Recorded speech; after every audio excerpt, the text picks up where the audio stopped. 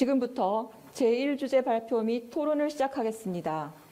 제1주제는 재판의 효율을 높이기 위한 사법보좌관 제도 운용 방안이고, 여기에 대하여 한 분의 주제 발표와 이에 대한 네 분의 지정 토론으로 진행됩니다. 오늘 저희 연구원의 송필량 연구심의관님이 발표 및 토론의 사회를 담당하실 예정이었으나 피치 못할 사정으로 김윤선 선임연구위원님이 대신하시게 되었습니다. 김윤선 선임연구위원님께서는 제32기로 사법연수원을 수료하신 후 서울중앙지방법원 판사, 서울고등법원 판사, 광주지방법원 부장판사를 거쳐 현재 사법정책연구원에서 미래사법 통일사법센터의 선임연구위원을 맡고 계십니다. 제1주제의 발표자 및 토론자 분들은 김윤선 선임연구위원님께서 소개해 주시겠습니다.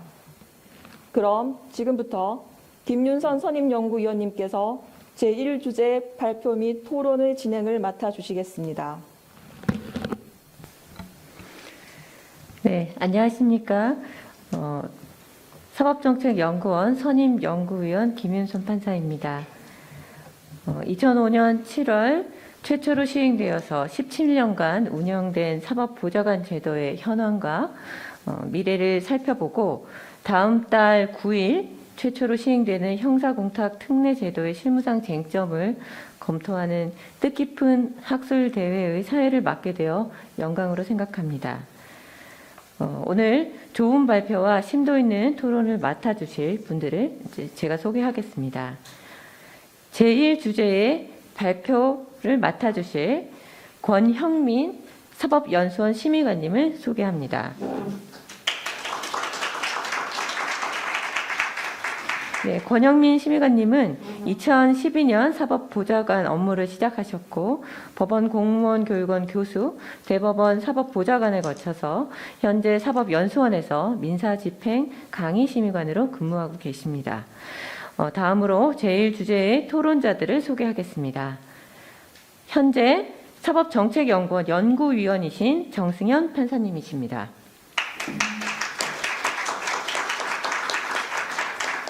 예, 다음으로 법무법인 민행의 대표 변호사이신 김세진 변호사님이십니다.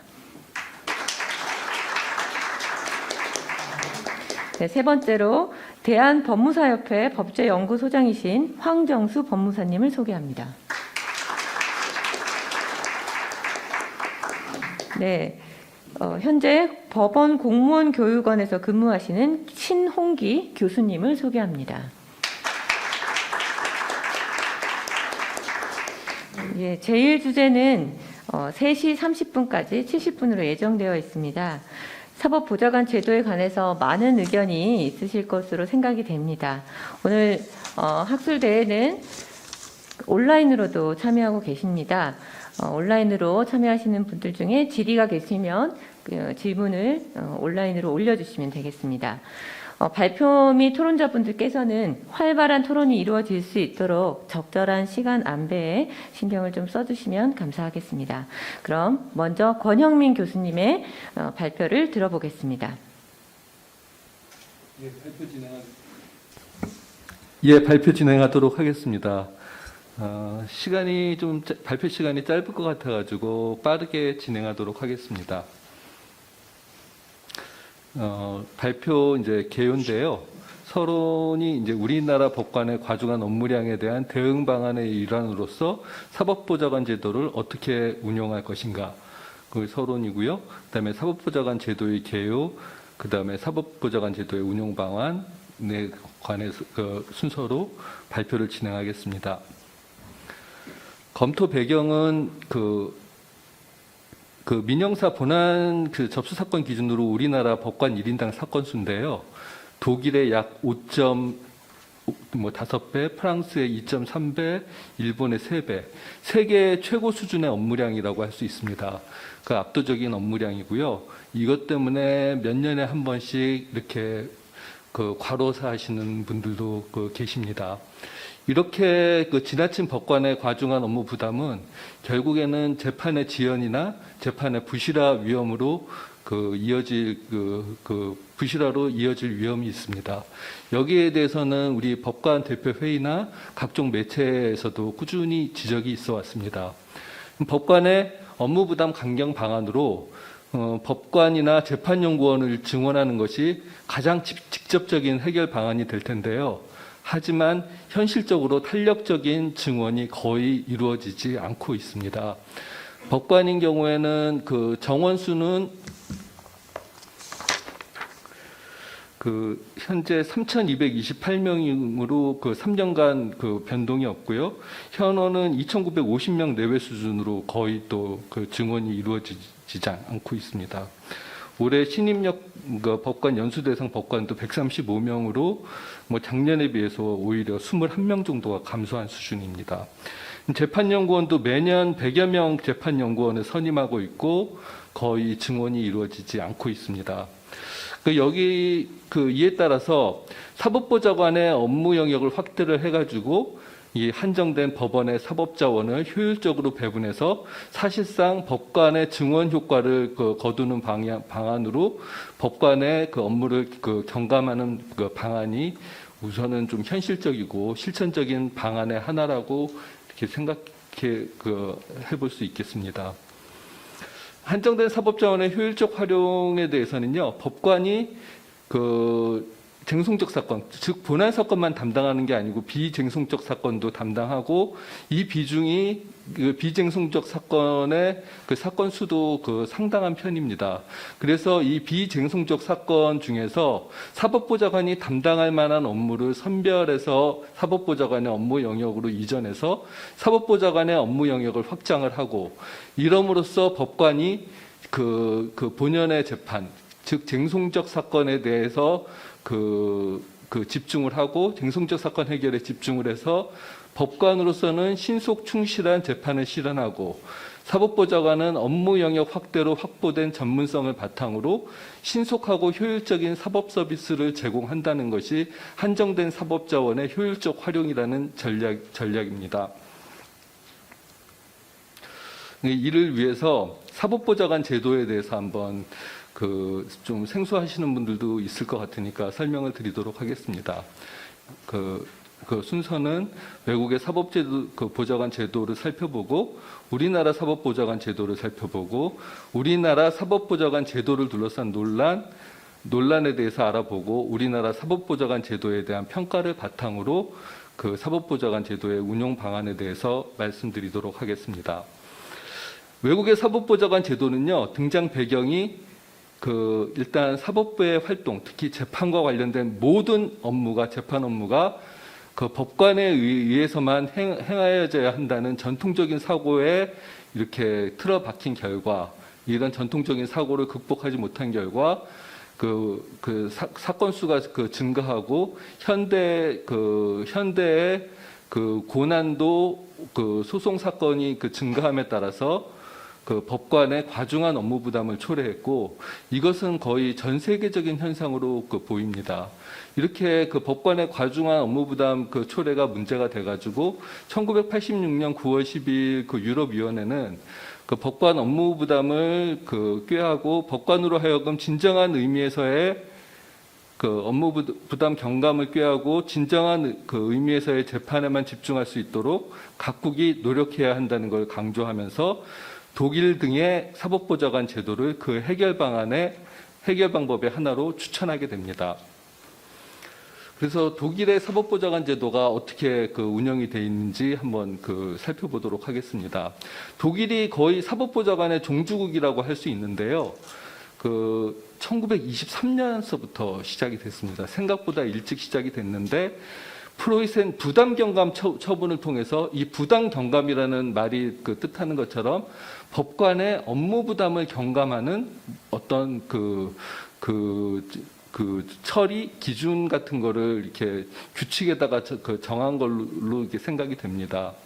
1923년에 시작이 돼가지고 정식 근거는 1957년에 공포된 사법보좌관법에 이제 사법보좌관 제도의 근거를 만들어 놓고 사법보좌관 자격은요, 좀 기억해 두실 만한 게 사법보좌관 학교에서 3년의 교육 기간을 수료하고 시험에 합격한 사람을 그 자격 요건으로 하고 있습니다. 3년의 교육 기간을 그 수료를 요건으로 한다. 뭐 그 정도를 좀 보실만 하겠습니다. 독일의 사법보좌관 제도의 그 직무 범위는 법관에 대한 위임 없이 전적으로 사법보좌관 그 권한으로 처리하는 사건이 전부 위임 사무인데요. 이 민사 비송, 뭐 소수사원의 임시총회 그 소집 등 사단 사건, 그다음에 각종 가사 비송 사건, 공시최고, 그다음에 좀 특이한 게 그 제가 이제 그 앞으로 검토할 실종 사건이 있고요. 등기 사건이 이게 사법보좌관 업무로 돼 있습니다. 우리나라는 지금 등기관이 하고 있거든요. 이거 좀 특이합니다. 등기 사건, 그다음에 경매, 그다음 배당 절차 사건은 우리나라랑 똑같은 것 같습니다. 유보위임 사무는 가사 쪽에도 많은 것 같은데요. 유보위임 사무는 법관의 그 사무 일부를 절차 중에 그 사무 일부를 그 위임한 사무인데요. 친자관계 사건, 입양 사건, 성년 후견 사건, 후견 사건에 대해서는 그 검토를 하겠습니다. 유산 사건은 그 우리나라로 따지면 상속재산에 관한 그런 사건 같습니다. 상속재산 사건, 그다음에 상속재산 분할 사건, 그 상속재산 분할 사건도 사법보좌관이 하네요. 그다음에 상업등기, 그다음에 도산법에 의한 절차가 있습니다. 특이한 거는 상업등기를 우리나라는 그 법원 공무원이 하거든요. 등기관이 처리하고 있는데 독일은 그 회사 등기는 법관이 한다고 합니다. 복잡한 회사 등기는 또 법관에 그 유보된 것도 있다고 합니다. 이게 좀 특이합니다. 그다음에 도산법에 의한 절차를 또 사법보좌관이 담당하고 있습니다. 개별 위임 사무는 민사 소송 절차에 관한 사무, 소송 비용의 확정, 과태료 부과가 또 사법보좌관 업무로 되어 있습니다. 그리고 그 우리나라 그 사법보좌관 제도에도 규정이 된 건데요. 사법보좌관 결정에 대한 이의가 제기된 사건에 대한 재판에서는 법관이 관여합니다. 이건 그 중요합니다. 주요 내용을 보면은 지위 및 그 사법보좌관의 그 지위 및 권한에 관해서 보겠습니다. 물적 독립은 구체적 사건 처리와 관련해서는 독립적인 지위에서 누구의 간섭도 받지 않고 독립적인 지위에서 업무 수행을 한다. 물적 독립이고요. 그다음에 포괄적 전문 권한 원칙은 위임된 사무를 처리하는데 필요한 모든 처분을 할 수 있다라는 원칙입니다. 사법보좌관법에 명시적으로 규정이 되어 있고요. 일반적으로 개별 행위로 국한된 게 아니고 사건에 대한 그 종결적인 결정을 내리기 위해서 필요한 모든 처분을 할 수 있다.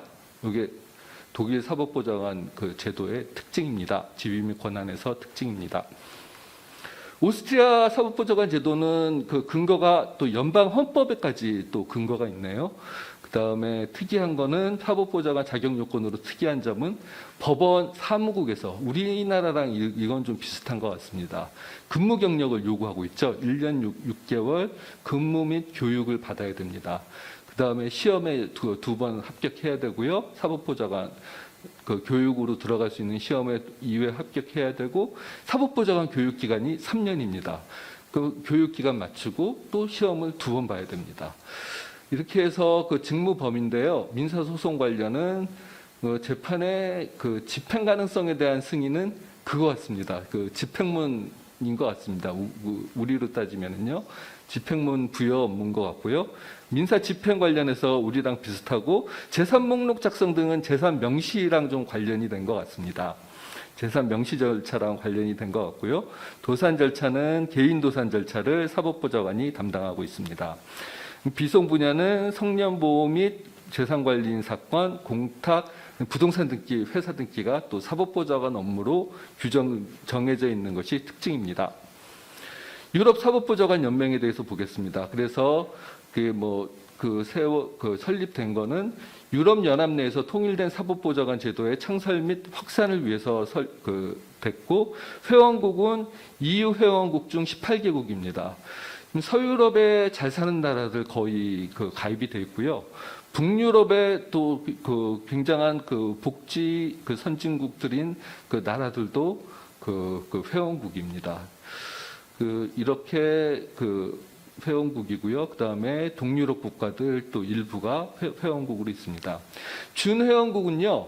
지금 우리나라가 준회원국으로 돼 있고 왜 준회원국이냐면은 우리나라가 EU에 속한 나라가 아니기 때문에 그렇습니다. 사법보좌관 제도가 있음에도 불구하고 EU에 속하지 않아서 준회원국이고 일본은 사법보좌관 제도가 없지만 간이재판소 그 판사 제도가 있거든요. 그 다음에 재판소 서기관에 대해서 그 소송 절차에 대해서는 좀 일정한 권한을 부여하고 있습니다. 그런 측면에서 참여하는 걸로 알고 있습니다. 각국 사법보좌관의 교육 현황을 보면은요, 대체로 그렇습니다. 일률적으로 말하기 어렵고 대체로 전문 교육기관에서 18개월 내지 3년의 이론 교육 내지 기본 교육을 받고 실무 교육 받고 그 다음에 실무 교육 실무 경력은 법원에서의 실무 경력을 말합니다. 경력은 요구하는 데도 있고 요구하고 있지 않은 국가도 있습니다. 우리나라 사법보좌관 제도입니다. 이렇게 EU에서도 법관의 업무 부담 경감을 위해서 사법보좌관 제도가 발전하게 됐고요. 우리나라도 역시 배경 똑같습니다. 법원의 업무가 폭증해서 법관의 업무 부담이 과다하게 돼서 사법 인력을 효율적으로 활용하자는 안을 검토하게 됐고 독일 사법보좌관 제도를 모델로 우리 대법원 사법제도발전위원회가 1994년 2월 제도 도입을 건의했고 97년부터 논의하기 시작했습니다. 그 다음에 도입 여부 및 시행 방식에 대한 이제 논란이 있다고 제가 표시를 해놨는데요. 외부에서 좀 극심한 반대가 있지 않았을까 이렇게 좀 추정을 해봅니다. 2005년 7월 1일에 간신히 시행이 되게 됐습니다. 그러면 결국 제도 도입 건의에서 2005년 7월 1일 시행되기까지 무려 11년이 걸렸습니다. 좀 시사하는 바가 좀 큰 것 같습니다. 입법 취지는요, 법관은 말씀드린 것처럼 쟁송적 사건, 실질적 쟁송에 집중해서 신속하고 충실한 재판을 실현하자. 사법보좌관은 비쟁송적 사건을 전담해서 신속하고 전문성 확보를 통해서 신속하고 효율적인 사법 서비스를 제공하자는 겁니다. 우리 헌법 결정에 너무 이게 헌법재판소 결정의 제도 도입 취지가 너무 설명이 잘 돼 있습니다. 이게 제가 지금까지 설명해 드린 내용을 딱 요약했는데요. 아주 정확하게 판시를 했는데 좀 중요한 부분을 말씀드려 보면은 비쟁송적 사건, 즉 법원의 업무 중 상대적으로 쟁송성이 없거나 희박한 업무를 담당할 능력과 전문적 지식을 갖춘 자로 하여금 담당할 수 있도록 하자. 그래서 전체적인 사법 서비스의 질을 향상시켜 국민의 권리 보호를 더욱 충실히 하자. 요게 제도의 도입 취지입니다. 요 헌법재판소 판시는 정말 이게 축약을 잘 해놓은 것 같습니다. 그러면 우리나라 사법보좌관 제도의 근거 법령에 대해서 살펴보도록 하겠습니다. 법원조직법 54조에 이제 사법보좌관 제도에 대해서 규정을 해놨는데요. 사법보좌관 둘 수 있다. 그 다음에 대법원 규칙으로 정하는 업무를 할 수 있다. 그렇게 해서 독촉, 이행공고 결정 절차에서의 법원의 사무, 그 다음에 경매 절차에서의 법원의 사무, 그 다음에 임의경매 절차에서의 법원의 사무, 이런 식으로 한 4호까지 규정이 되어 있는 걸로 알고 있습니다. 예, 이런 형식으로 규정을 하고, 그 다음에 중요한 게요. 사망인데 법관의 감독을 받아 업무를 수행하며 사법보좌관 처분에 대해서 대법원 규칙으로 정하는 바에 따라 법관에게 이의 신청할 수 있다. 여기 사법보좌관 처분에 대한 이의 제도를 법원조직법에 규정을 해놨고, 사항에서는 근무 경력을 규정하고 있습니다. 사법보좌관 자격 요건으로 근무 경력을 규정해 놓고 있고요. 그 다음에 5항에서는 기타 필요한 사항은 대법원 규칙, 즉 사법보좌관 규칙으로 이렇게 정한다고 규정이 되어 있습니다. 사법보좌관 규칙에는 목적, 업무 범위가 정해져 있는데요. 업무 범위에 관해서 이제 법관에게 유보돼야 될 필요성이 있는 사무 부분은 이 단서에서 제2조 1항 7호 그 단서를 보시면은요. 다만 다음 항목에 해당하는 사무를 제외한다 해가지고 그 과목을 보시면은 경매 개시 결정에 대한 이의 신청에 대한 재판이라고 해가지고 각각 유보가 필요한 부분들을 이렇게 그 규정해 놓은 게 그 특징입니다. 그러니까 업무 범위를 그 특정하고 한정해 놨죠. 이게 굉장히 입법이 잘 된 것이라고 생각합니다. 이렇게 함으로써 효율적으로 대응을 할 수 있죠.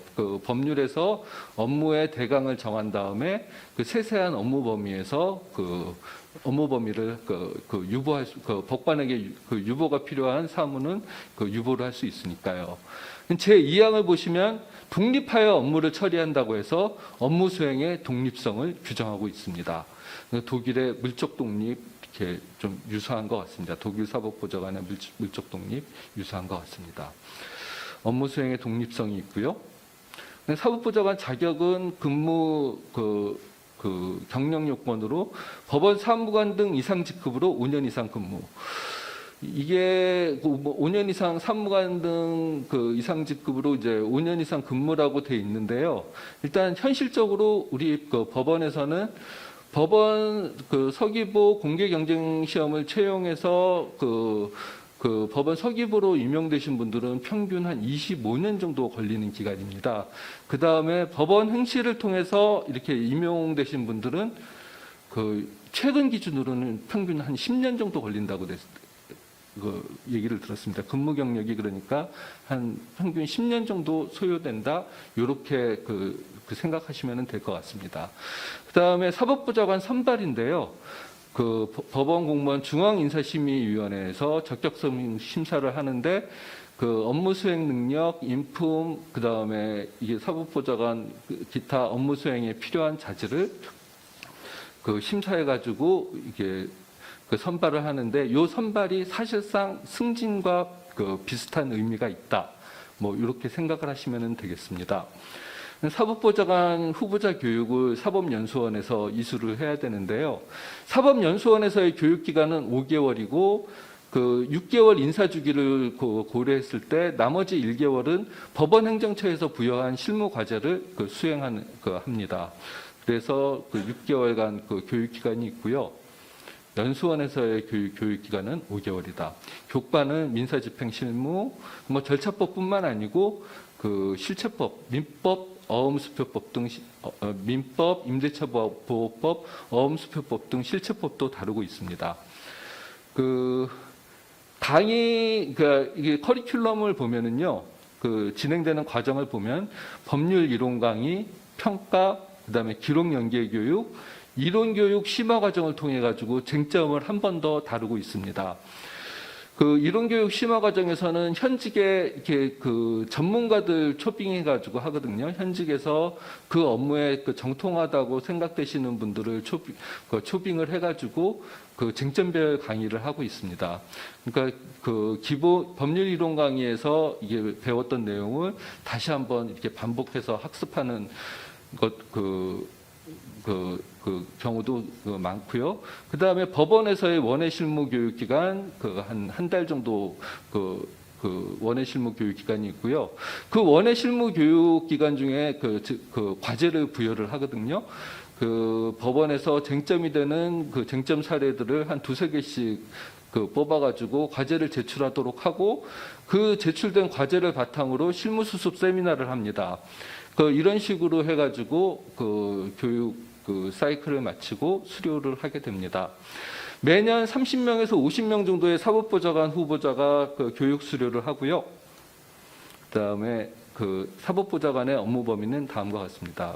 본안 관련 업무는 지급명령, 그다음에 소액사건 이행공고 결정이 있고요. 그다음에 집행 업무는 재산조회, 그러니까 이게 집행의 부수적인 업무로서 재산조회, 채무불이행자 명부 등재, 부동산, 그다음에 본격 집행 업무는 부동산 집행, 그다음에 동산 집행의 배당 절차 부분, 그다음에 채권 집행이 주 업무라고 볼 수 있습니다. 그다음에 법관에게 요 체크 표시 갈고리 그 체크 표시를 해놓은 부분이 법관에게 지금 유보된 그 사무 부분입니다.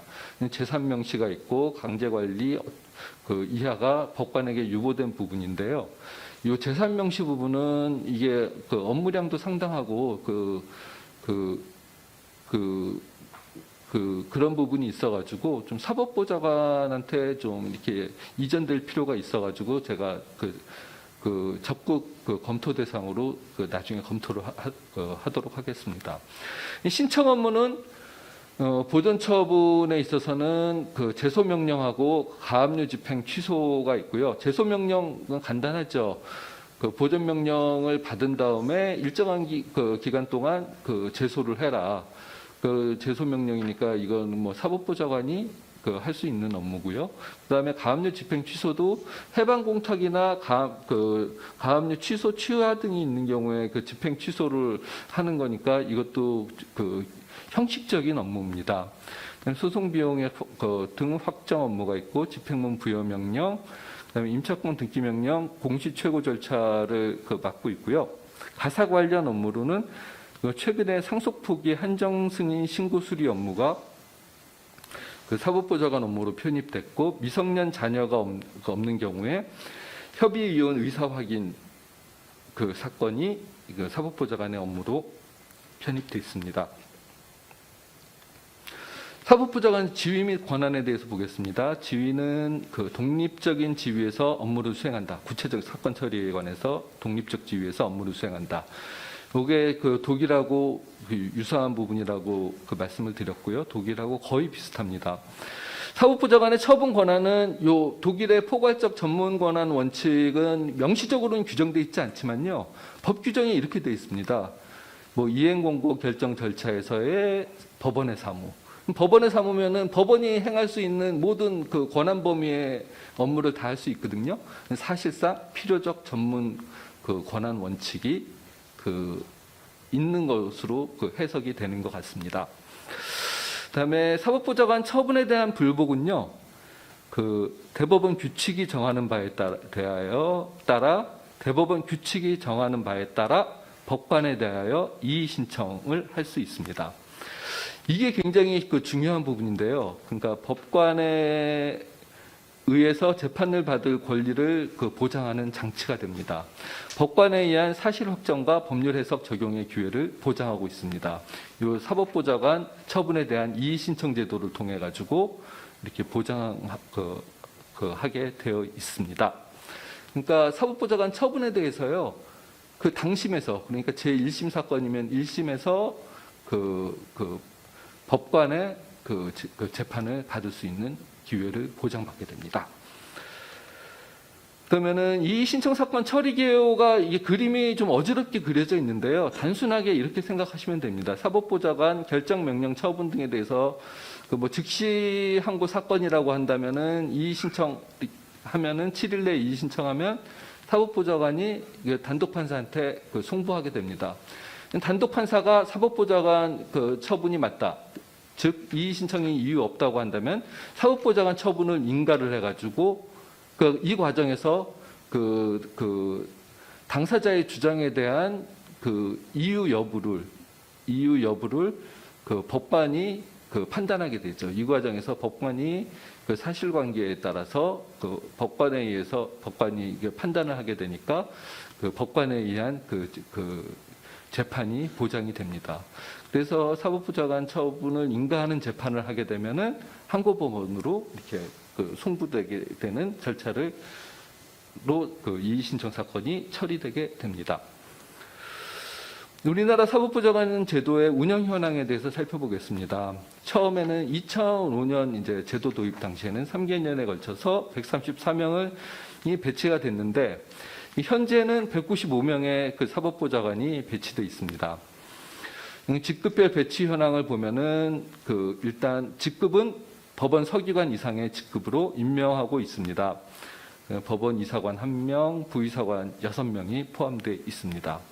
보직기관은 교육 훈련기간 포함해서 4년으로 하고 있습니다. 이는 장기 보임을 통해서 전문성을 확보하려는 취지입니다.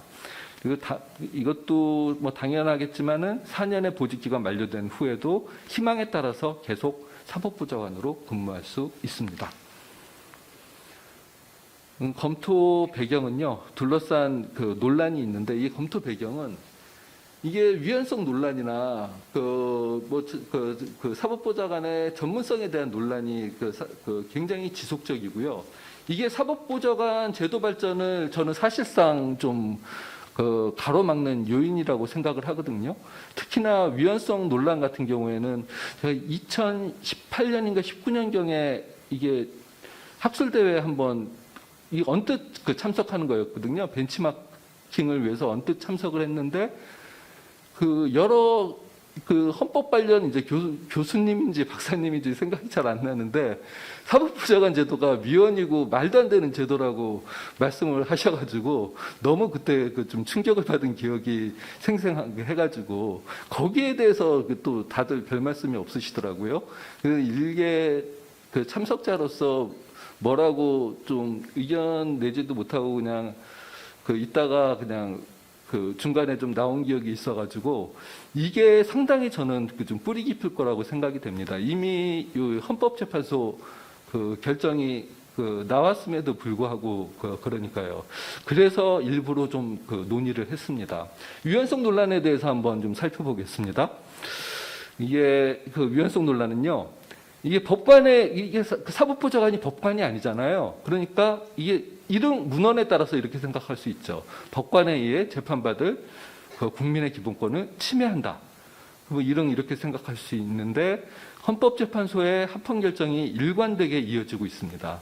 그래서 위헌성 논란에 대해서는 좀 종지부를 찍었다고, 이 논란은 정리가 된 문제라고 생각하셔야 되고요. 다만 헌법재판소가 판시한 사법보좌관 업무의 합헌성에 관한 기준은 이거는 굉장히 업무 영역 확장을 위해서 좀 이렇게 참고하셔야 될 것 같습니다. 일단 법관에 의한 재판을 받을 권리는 사실 확정, 그다음에 법률을 해석 적용하는 재판을 받을 권리의 보장이다. 그래서 재판 청구권의 보장은 입법자의 광범위한 입법 재량이 인정이 된다. 쭉 여태까지 설명드린 내용 나와 있고요. 이런 장치가 뭐가 있느냐 보면은 법원 조직법 및 사법보좌관 규칙 등에서 전문성과 능력을 가진 사법보좌관을 선별할 수 있도록 장치를 절차를 규정했다. 예, 더 빨리 진행하도록 하겠습니다.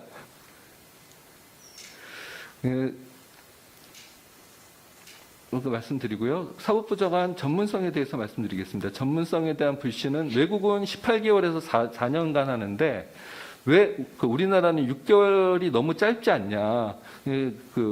그래서 그런 지적이 있어 왔습니다. 근데 사법보좌관은 법원 공무원으로서 단연간의 실무 경험을 가지니까 초심자를 선발해서 양성하는 사례와 직접 비교하기 어렵다라는 검토 말씀드리고요. 그다음에 사법보좌관 전문성 보장에서 상당한 근무 경력이 전문성을 보장을 한다. 장기간 부동산 경매, 채권 집행, 등기, 공탁, 도산 등에서 법률 이론의 학습만으로 대체할 수 없는 고유한 전문성을 확보했다. 이렇게 말씀드릴 수 있습니다. 근무 경력 고려하면 5개월 남짓한 단기간의 교육이 과정이라도 체계적이고 충실한 교육이 전제된다면 전문성을 갖출 수 있다 말씀드리겠습니다. 충실한 직무 교육인데요.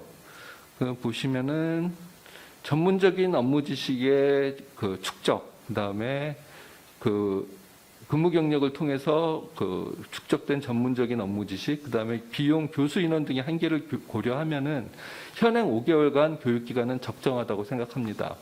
교육 과정은 앞에서 설명드렸는데요. 상당히 체계적이고 충실합니다. 저는 10년 전에 사법보좌관 교육을 사법연수원에서 받았는데요. 그때보다 정말 그때도 적정했다고 생각을 하는데요. 그때보다도 정말 더 많이 보완이 되어 있습니다.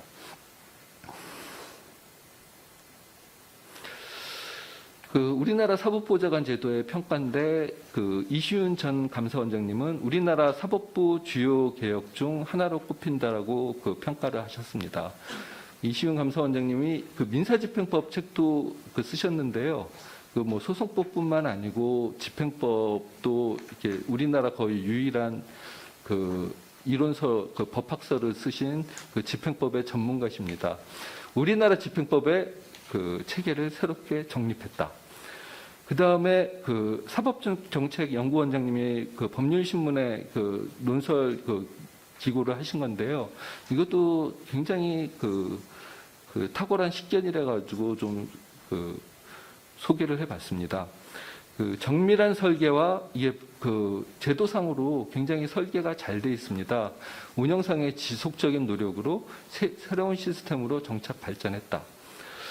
이렇게 말씀드릴 수 있고요. 그 다음에 이렇게 사법보좌관 제도는 안정적으로 정착 발전하고 있으며 제도 시행의 성과와 긍정적 평가를 반영해서 업무 영역이 꾸준히 확대돼 왔습니다. 운영 방안은요. 업무 영역 확대에 대해서 한번 보겠습니다. 업무 영역 확대와 명칭 개정 문제를 보도록 하겠습니다. 업무 영역 확대, 법관의 업무 경감, 그 다음에 사법보좌관 전문성 강화를 위해서 필요하다 설명드렸고요. 확대 기준, 헌법재판소에서 판시를 하고 있는데 쟁송성이 없거나 희박한 비송적 형식적 절차 업무 난이도 등도 고려하자라는 거고요.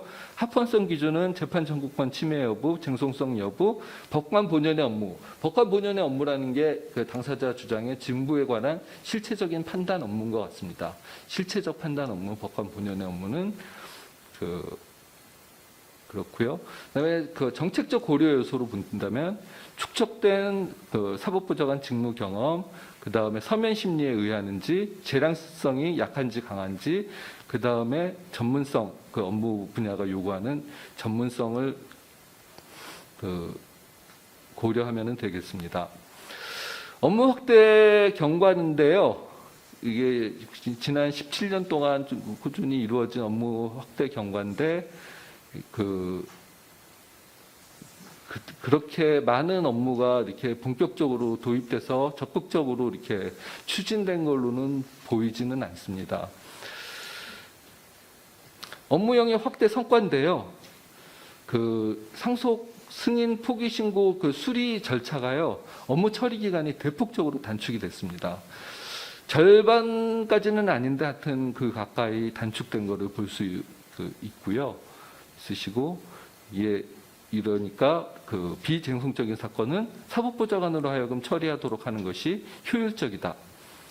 그다음에 업무 확대 보류 대상은 가압류 가처분은 실체적 판단이 필요하니까 사법보좌관 보류 대상입니다. 후견 감독은 독일에서 선임해임은 법관이 하고 후견 감독 정도는 할 수 있을 것 같은데 이게 그러니까 상속재산이 아니고 피후견인 재산을 둘러싸고 가족들 간의 분쟁이 너무 심해가지고 이게 지금 현재로서는 좀 시기상조인 것 같습니다. 그다음에 계명허가, 성본 창설허가는 지금 각급 법원의 법원장님들이 담당하는 사건이라서 업무 이전에 신중할 필요가 있고, 약식 명령은 일단 형사 사건이라 가지고 아직 형사 사건에서 사법보좌관 업무를 확장할 단계는 아니라고 생각을 합니다. 가압류 가처분에서의 담보 취소인데요. 이 요건도 간단하고 일단 가압류 가처분 명령에서의 담보 취소 사건은 담보 사유 소멸이나 권리자 동의만 권리자 동의, 권리행사 최고 불행사가 있으면은 담보 취소할 수 있거든요. 요건이 간단하고 사실 확인, 공증적 성격, 낮은 재량성 등으로 사법보좌관 업무에 적합한 특성을 가지고 있습니다. 재산 명시 절차도 이게 신청에서부터 명식명령 발령 요건이 강제집행 개시 요건하고 거의 똑같거든요. 그래서 사법보좌관이 담당하면 굉장히 효율적인 사건이고, 특히 명식일 실시 같은 경우는 굉장히 절차가 이거 실시하면서 이렇게 실체적인 그 심리를 요하지 않는데도 법관이 직접 관여하게 된다면은 너무 이게 좀 그 시간 낭비인 것 같거든요. 그러니까 명시 절차에 있어서 명시 절차도 사법보좌관이 담당하면은 어떨까 그런 생각을 하고 있습니다. 다만 채무자 이의에 대해서 그 이의 절차가 개시되면은 좀 쟁송성이 있기 때문에 명시명령에 대한 이의 절차, 그다음에 명시 의무 위반에 대한 그 제재는 감치라는 그 신체 자유에 대한 그 제재가 있으니까 그 부분은 법관 업무로 유보하자. 골자는 그렇습니다. 실종 선고도 그 사실 확인 서면이 그 실무상 그 정해져 있고요.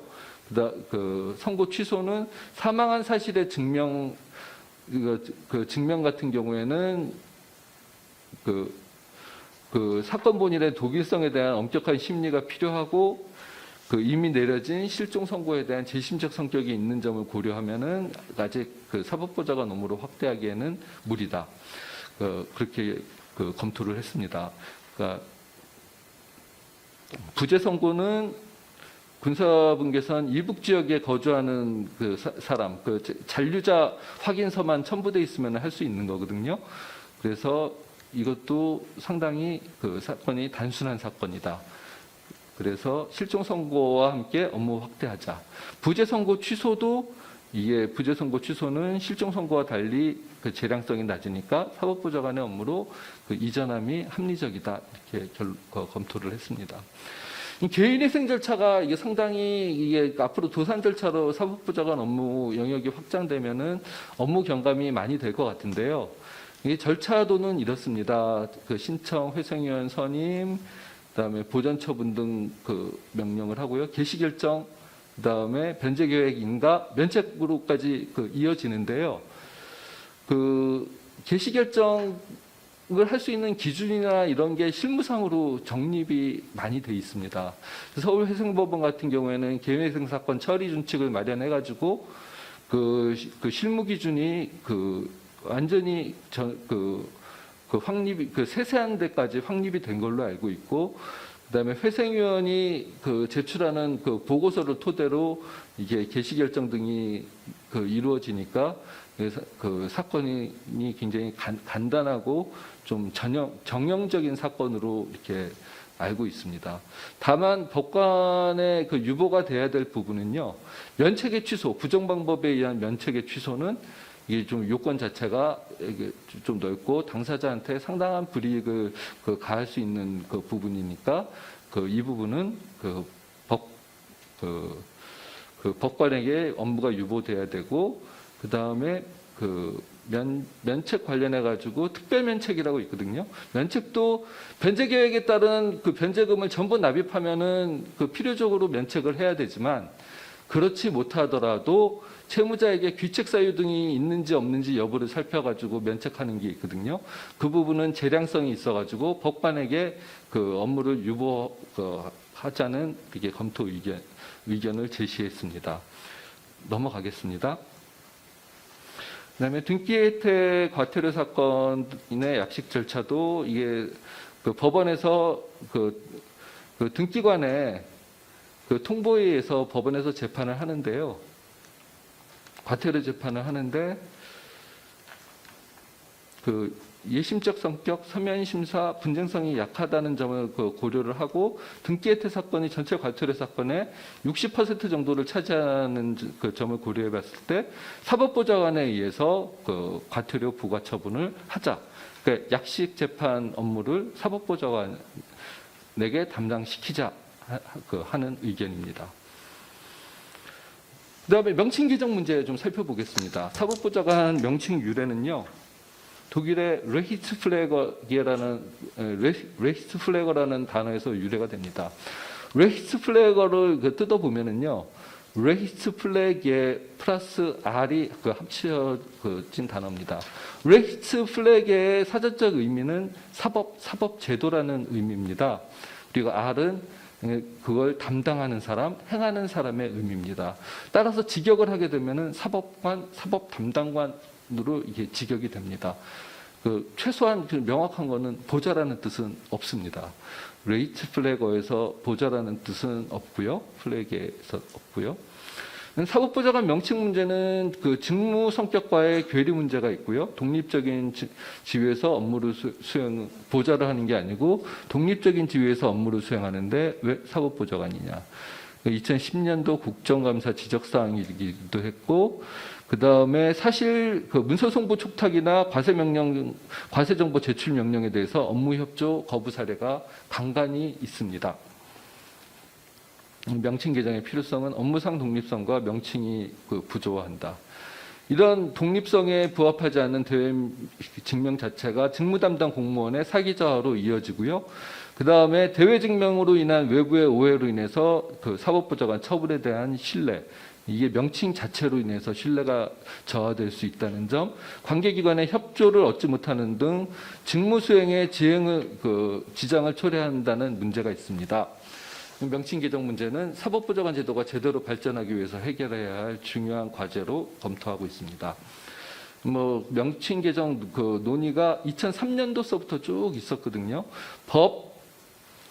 법안 그 검토 당시에도 계속 있었다고 합니다. 토의가 있었다고 하는데요.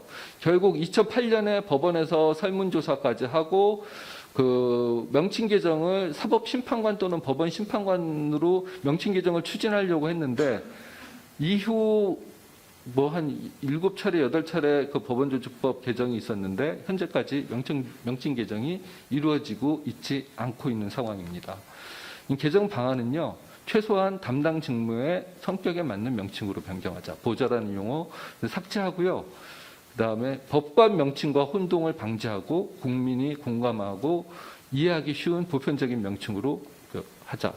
개정 방안은 명칭을 업무 성격에 부합하는 명칭을 2개 정도 먼저 정하고 그다음에 의견 수렴을 해서 법률을 좀 법원 조직법 내지 사법보좌관 규칙을 명칭을 개정을 하자, 그런 의견이었습니다.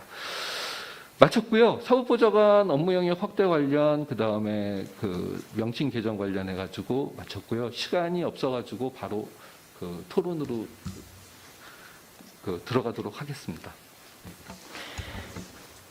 네, 권영민 강의심의관님 열띤 발표 잘 들었습니다. 제가 중간에 계속 쪽지를 보냈는데 10분 초과하셨습니다. 네, 하실 말씀이 굉장히 많아 보여서 도저히 끊을 수가 없었습니다. 네, 남은 시간이 많지 않은 관계로 대신에 토론자 분들의 시간을 조금 줄이겠습니다. 가급적 5분 안에 토론을 좀 정리해 주시고요. 정 안 되면 7분 안에라도 좀 해주시면 좋겠습니다. 나머지 또 질문을 또 받아야 하니까요. 네, 그러면 먼저 첫 번째 토론자로서 정승현 연구위원님께서 토론해 주시겠습니다. 예, 사법정책연구원 법관연구위원 정승현입니다. 우선 발표자께서 이 보좌관 제도에 관해서 상세하게 검토해 주시고 다양한 이제 운용 개선 방안을 제안해 주셔서 감사의 말씀을 먼저 드리겠습니다. 지금 현재 법관 업무가 지나치게 과중하다고 지적하시는 우리나라 현실이 사실 그대로이고, 그런 상황에서 공정하고 또 신속한 재판이라는 그 소송법 이상을 실현하기 위해서는 법관과 재판 연구뿐만 아니라 사실은 사법보좌관을 비롯한 보건공무원 모두의 이렇게 협업이 필요한 것이 아닌가라는 점에서 기본적으로 발표자의 어떤 그 방향, 업무 영역이 확대되어야 된다는 방향에는 충분히 공감을 하고 있습니다. 다만 그 과정 속에서 사법보좌관의 업무 영역을 확대하는 과정 속에서 발생할 수 있는 어떤 문제점이나 의문점 부분에 대해서 몇 가지 좀 질문을 드리고 싶습니다. 사실 이제 그 보좌관의 업무 영역이 확대되어야 한다라는 그 근거로서 서두에서 가장 크게 얘기하시는 것이 이제 법관과 재판연구원의 증원이 예산상의 문제로 사실 쉽지 않다라는 부분을 지적을 하셨습니다. 근데 지금 이제 제출하신 통계를 보면 법관 현원이 지금 2,945명, 그다음에 재판연구원 현원이 300명이고 그에 비해서 사법보좌관의 현원이 지금 195명이어서 사실은 훨씬 더 적은 숫자입니다. 발표자의 주장대로 사법보좌관의 업무가 확대가 되면은 그 사법보좌관의 증원 문제가 반드시 수반이 되어야 되지 않을까라고 생각이 듭니다. 그렇게 전제를 할 경우에 이제 아까 독일과 오스트리아 같은 사법보좌관 제도가 굉장히 많이 발달한 나라의 예를 드셨는데 그러한 나라에서는 사법보좌관의 수가 얼마나 되는지 그 부분이 같이 좀 검토가 되어야 하는 것이 아닌가.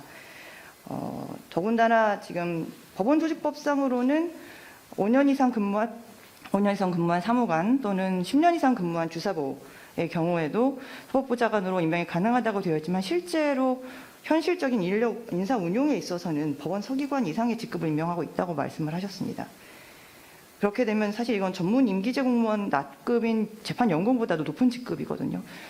사법보좌관의 증언이 어떻게 예산 쪽으로 포커스를 맞추게 되면은 법원 그 예산상 문제로서는 그렇게 딱 좋은 해결책이 되진 않을 수도 있다라는 생각이 제가 들었습니다. 오히려 지금 토론문에서는 구체적으로 제가 지적을 못했다가 나중에 좀 든 생각인데 그런 것보다는 사실 이제 법관 같은 경우는 뭐 그 헌법상 이제 그 보장되어 있는 직위가 있고 그런 좀 다른 특수한 영역이기도 하고 재판연구원은 사실 3년이라는 짧은 기간을 근무를 하고 이제 법원을 나가는 그런 구조 속에서 조금 더 전문화되고 법원의 그 능력, 실제로 근무 능력이 있는 사법보좌관 제도가 보충이 되는 쪽이 좀 더 효율이 큰 것이 아닌가라는 예산보다는 조금 그런 쪽으로 접근하셨으면 어떨까라는 생각이 약간 들어봤습니다.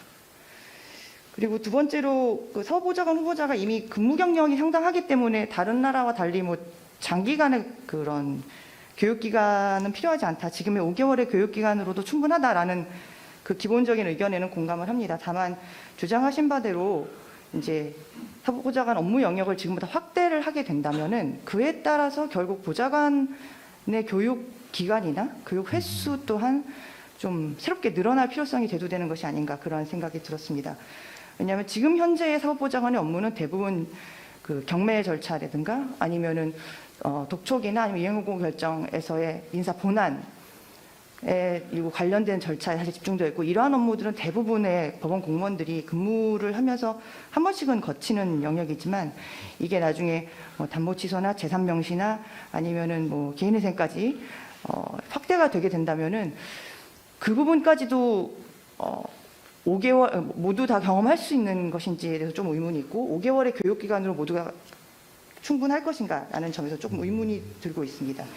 사법보좌관의 업무 영역이 확대가 된다면은 그것을 전제로 할 때 지금 현재 시행하고 있는 5개월의 교육 기간이 적정하다고 지금 발표자께서는 지금 상태로도 생각을 하시는지 아니면은 그것에 따라서 좀 어떻게 방향이 바뀌어야 되는 것이 아닌가 그런 생각 갖고 계시는지 그 부분을 조금 여쭤보고 싶습니다. 그와 관련해서 제가 조금 더 첨언을 하자면 법관 같은 경우 이제 재판 효율성을 위해서 사무분담 변경에 따라서 분담별로 새로이 법관 요소 계속 받고 있습니다. 그리고 이제 전문 법관이라든가 아니면 전문 법원의 설치 등을 통해서 그런 전문화를 이제 추구를 하고 있는 상황이거든요. 사법보좌관 업무 영역이 확대가 되면 될수록 이러한 전문화의 요구가 보좌관에게도 필요하지 않을까, 요구되지 않을까라는 생각이 듭니다. 그것과 관련해서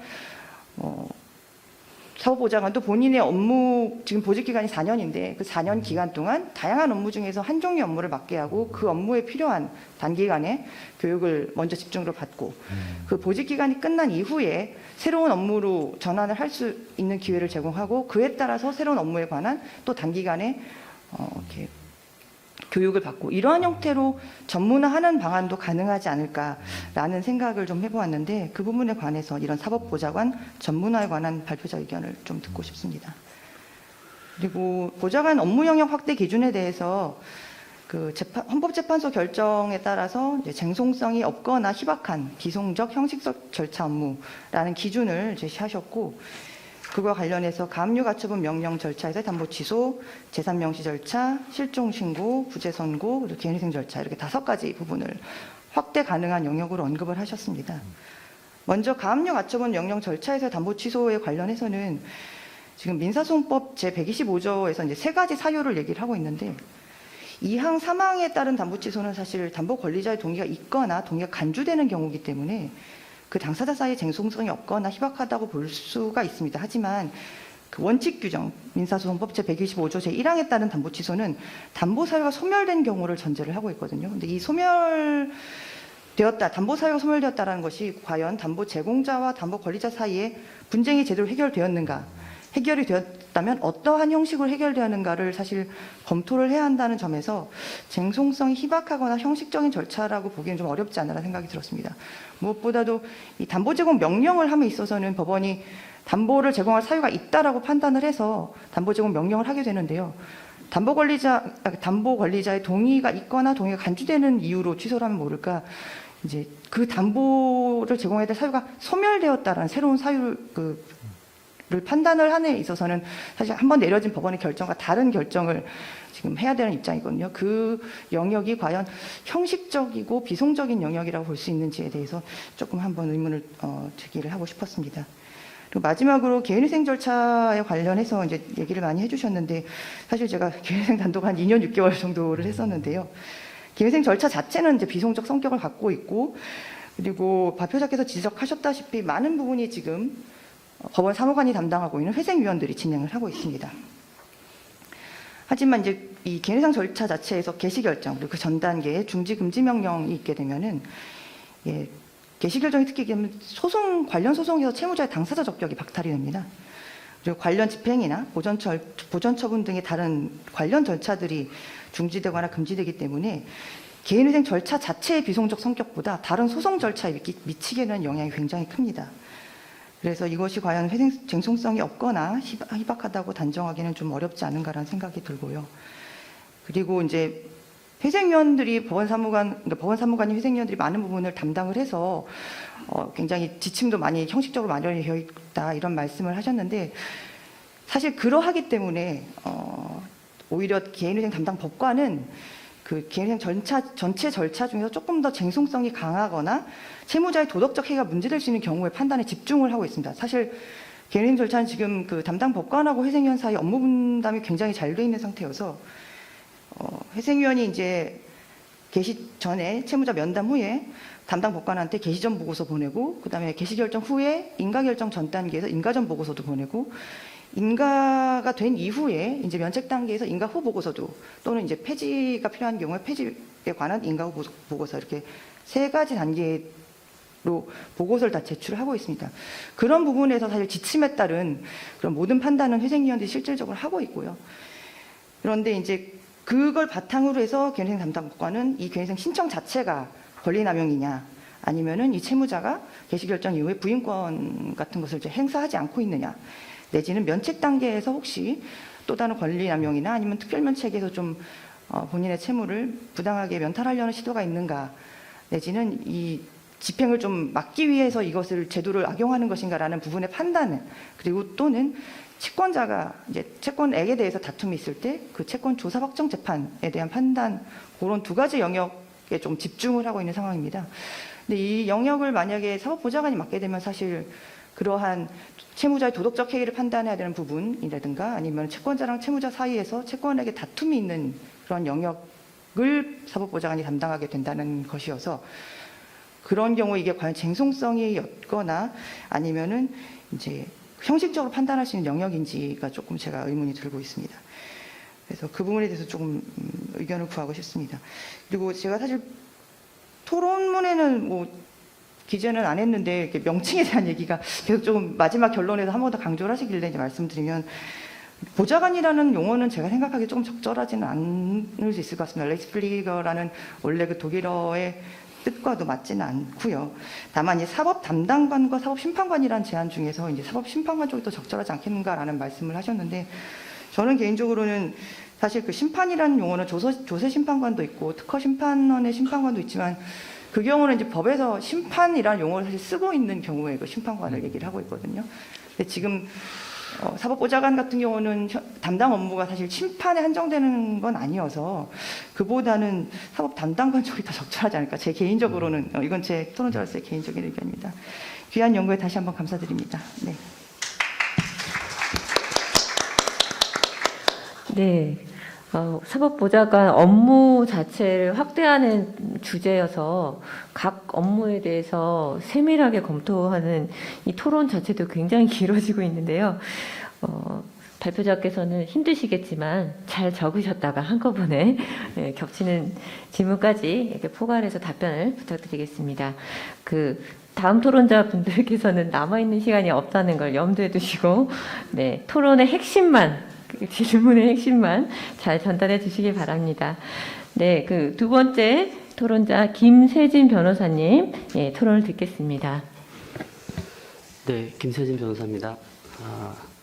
먼저 권영민 심의관님의 발표 내용을 잘 들었습니다. 잘 들었고 개인적으로 변호사로서 소송 대리 업무를 수행하면서 형사재판이나 민사재판 그리고 가사재판 이런 재판에 참여하면서 이렇게 판사님과 이제 다음 재판 일정을 조율하고 이럴 때 보면은 이제 일선에 계신 판사님들의 스케줄이 굉장히 이제 이렇게 빡빡하다는 거를 이제 변호사로서도 느끼고 있고, 뭐 다른 아까 발표자님께서 말씀하신 통계나 여러 가지 언론 이런 기사를 통해서도 법관들의 업무 부담이 가중하다는 것을 또 잘 알고 있습니다.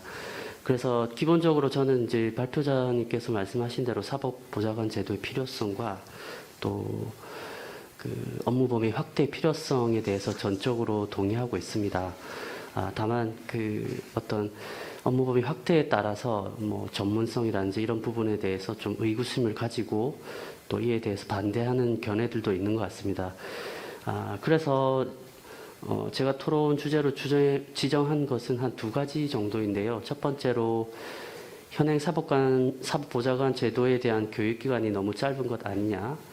두 번째로 지금 현행 사법보좌관 후보자들의 선발 대상이 법원 내부에 계시는 법원 공무원 분들이신데 혹시 외부의 어떤 외부 직역 전문가들을 또 선발하는 방안에 대해서는 어떻게 생각하는지에 대한 부분입니다. 그래서 첫 번째 교육기관에 대한 부분은 먼저 토론자분께서 또 상세히 말씀해 주셨기 때문에 시간 관계상 생략을 하고요.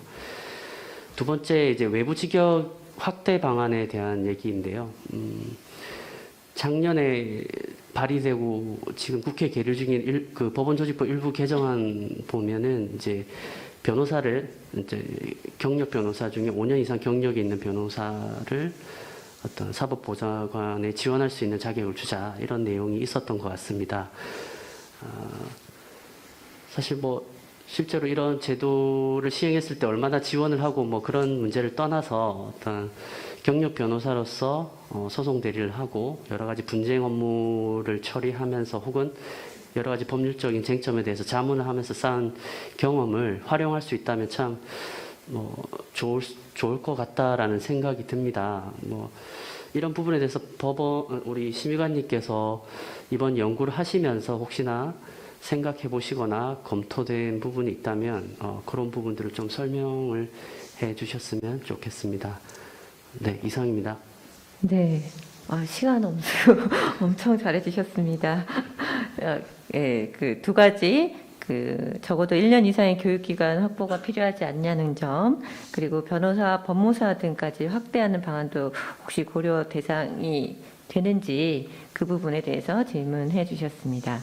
예, 이제 세 번째로 황정수 법무사님의 토론을 듣겠습니다. 네, 안녕하세요. 황정수 법무사입니다. 일주제에 대한 토론을 시작하겠습니다.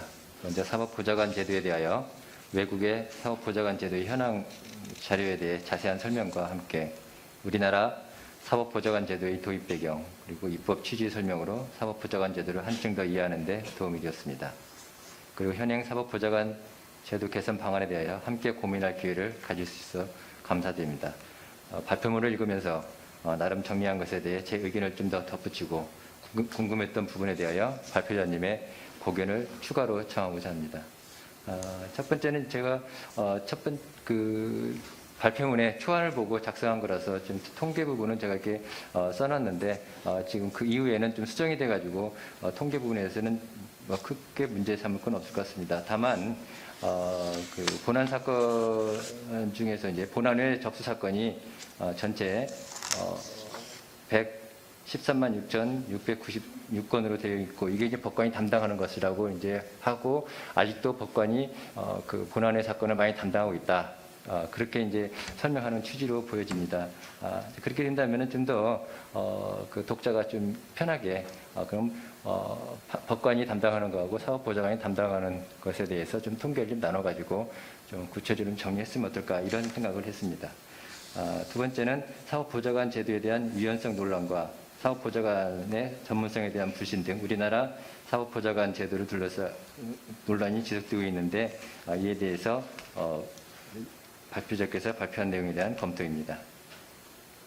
발표문에서는 이제 16쪽 이하, 17쪽 이하부터 나옵니다. 발표문 17쪽 이하에서 본 바와 같이 사법보좌관 제도의 도입 배경에서는 당시에 사법보좌관 제도가 헌법에 보장되고 있는 국민의 법관에 의한 재판을 받을 권리를 침해한다며 유연성 논란을 지적에 대해서 발표한 내용대로 헌법재판소에서는 그 유연성 논란을 다 정리한 것으로 보여집니다. 다만 제가 이제 좀 검토한 내용은 헌법 제108조에서는 대법원은 법률에 저촉되지 아니하는 범위에서 소송에 관한 절차, 법원 내부의 규율과 사무처리에 관한 규율을 제정할 수 있다 이렇게 규정하고 있고 법원 조직법에 사법보좌관에 관한 규정이 법률로서 명확하게 갖춰져 있는지 그런 것에 대한 살펴보게 된다면은 법원 조직법은 사법보좌관의 사무에 관해서 일정한 절차만을 열거해 규정하고 있고 그 내부 그 절차에는 대부분 규칙이 이를 임의적으로 정할 수 있도록 규정하고 있고 대부분 또 규칙에서는 실질적 쟁송에 해당하는 그런 업무를 다 배제하는 형식으로 되어 있습니다.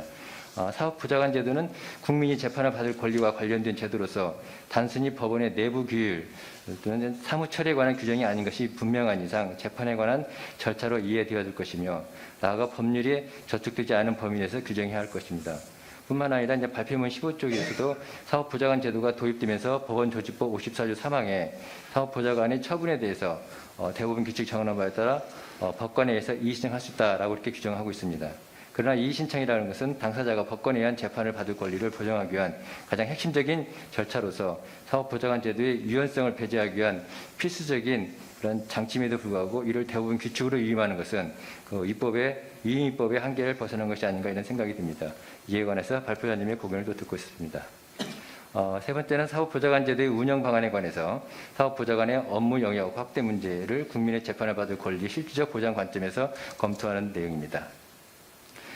실질적 쟁송 절차에 해당하는 민사소송은 계속 증가할 뿐만 아니라 초고속 인터넷 시대에서는 재판의 전문화가 요구되고 있고 민사소송 절차에서 충실한 심리와 형사소송 절차에서 공판 중심주의 법관에게 법정에서 많은 시간이 요구됩니다. 그래 이에 법관은 실질적 쟁송의 시중에 재판의 질을 높여 국민으로부터 사법 불신을 해소하고 상대적으로 쟁송성이 없거나 희박한 비송적 형식적 절차는 일정한 자격을 갖춘 사법보좌관에게 맡겨 선택과 집중이 나가는 방향은 시대에 맞다고 봅니다.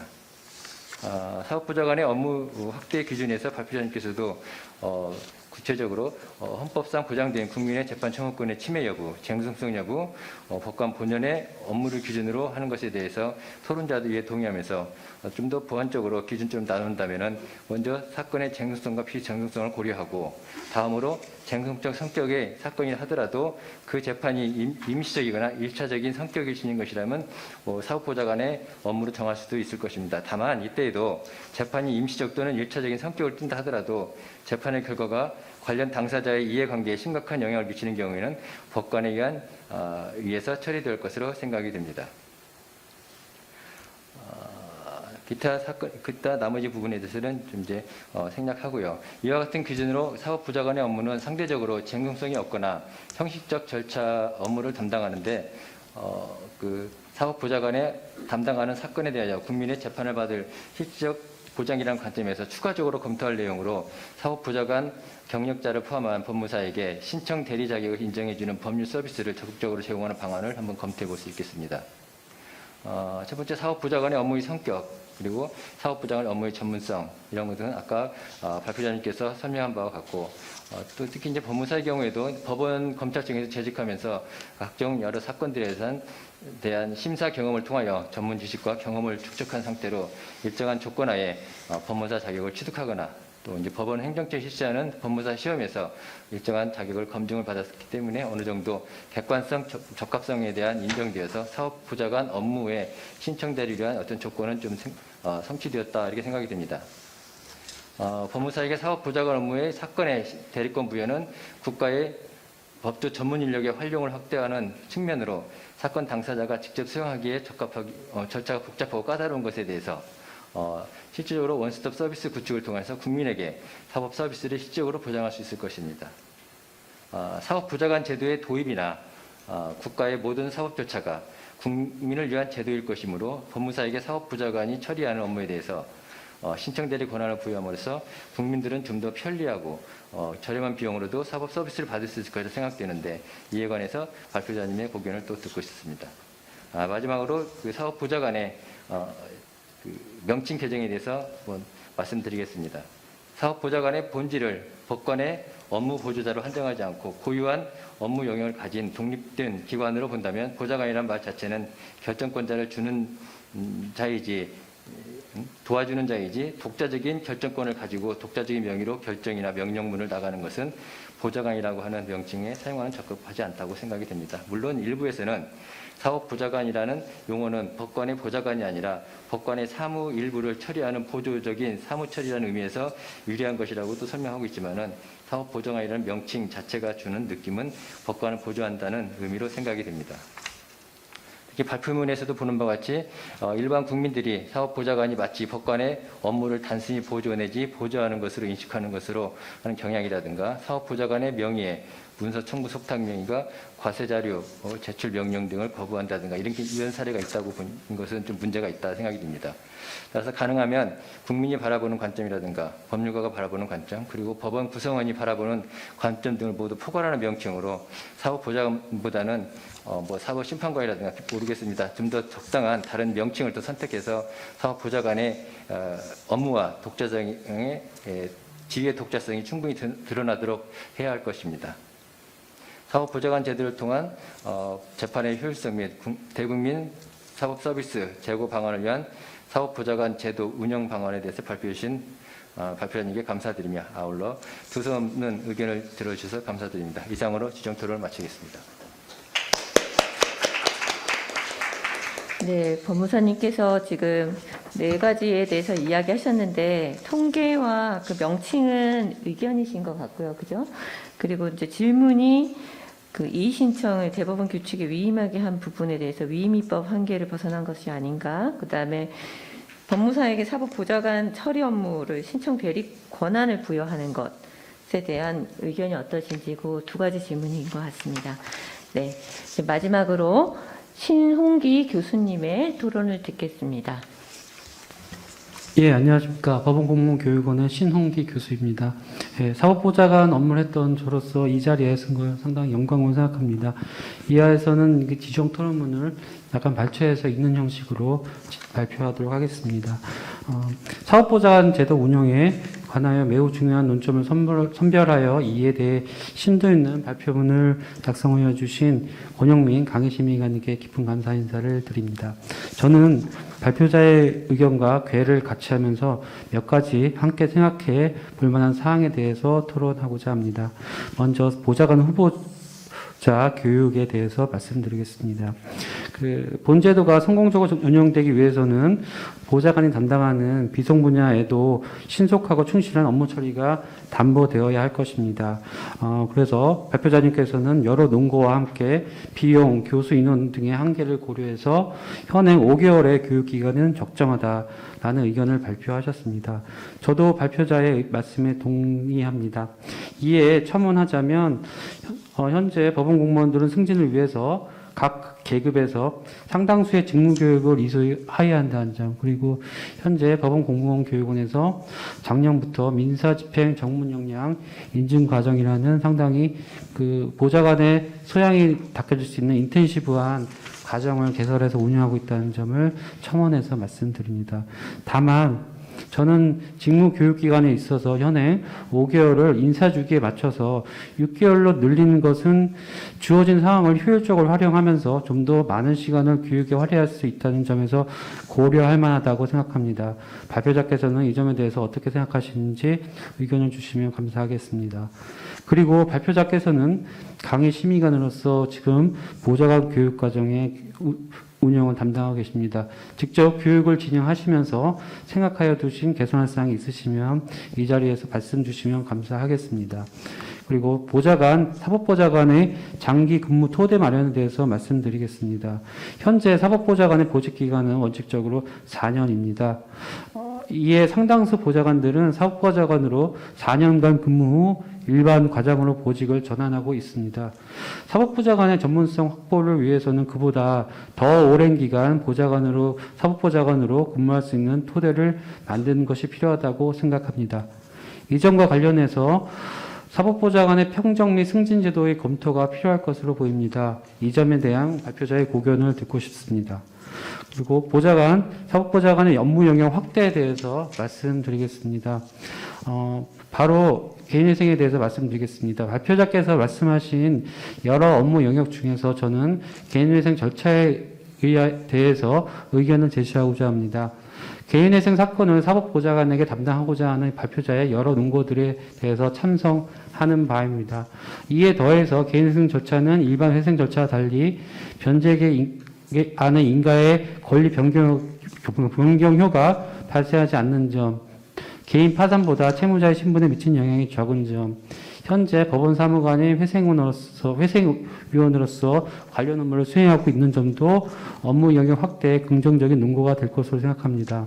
다만 중지 금지 명령과 포괄적 금지 명령은 강제 집행 절차에 있어서 집행 금지 또는 정지를 야기하는 강력한 효력을 가지고 있고 이는 강제 집행, 정지 결정 등과 유사한 면이 있습니다. 따라서 저는 개인회생 절차를 사법보좌관의 업무로 변경하더라도 중지 금지 명령과 포괄적 금지 명령은 법관의 업무로 남겨두고 제도 시행 경과를 살펴 차후에 다시 검토하여 봄이 적절하다고 생각합니다. 또한 개인회생 채권 조사 확정 재판의 경우에는 그 결정에 이해관계의 신문을 요하는 점, 그리고 개인회생 절차 개시 당시 이미 소송이 계속 중인 권리에 대하여 이의가 있는 경우에는 별도로 조사 확정 재판을 신청할 수 없고 이미 계속 중인 소송 내용을 개인회생 채권 조사 확정의 소로 변경하여야 하므로 결국 이미 관련 소송이 제기되어 있는지 여부라는 우연한 사정에 따라 그 재판의 담당자가 법관 또는 사법보좌관으로 나누어지게 된다는 점을 고려할 때 사법보좌관의 업무로 확대하는 것에 신중할 필요가 있어 보입니다. 이 점에 관한 발표자의 의견을 청해 듣고자 합니다. 사법보좌관의 명칭 개정 문제에 대해서 말씀드리겠습니다. 사법보좌관의 명칭은 1994년 법원조직법 개정에 따른 것입니다. 당시 사법보좌관은 판사의 사무 중 재판 이외의 사무에 관하여 법령이 정하는 바에 의하여 위임된 사무에 더해서 기존의 법원조사관, 가사조사관, 소년조사관의 업무도 수행하도록 규정되어 있었습니다.